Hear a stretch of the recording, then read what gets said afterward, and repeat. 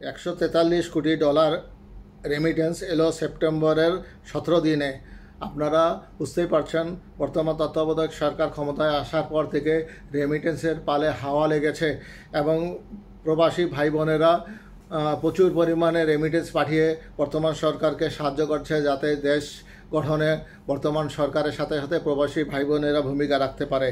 বৈধ পথে অর্থ পাঠানোর প্রবণতা বাড়ায় প্রবাসী আয় বা রেমিটেন্স আসার প্রবৃদ্ধি বেড়েছে। চলতি সেপ্টেম্বরের গত 17 দিনে প্রবাসী আয়ে দেশে এসেছে 143 কোটি ডলার। বৃহস্পতিবার বাংলাদেশ ব্যাংক সূত্রে তথ্য জানা গেছে।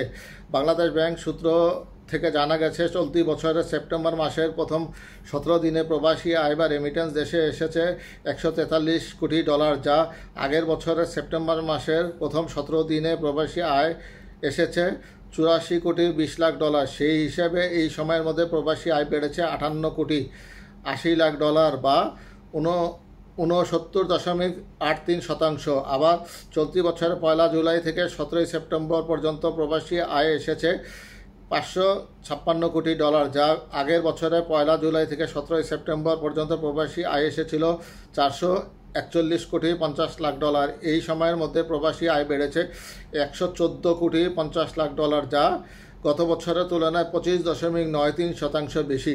চলতি সেপ্টেম্বরে প্রবাসী আয় এসেছে 143 কোটি ডলার।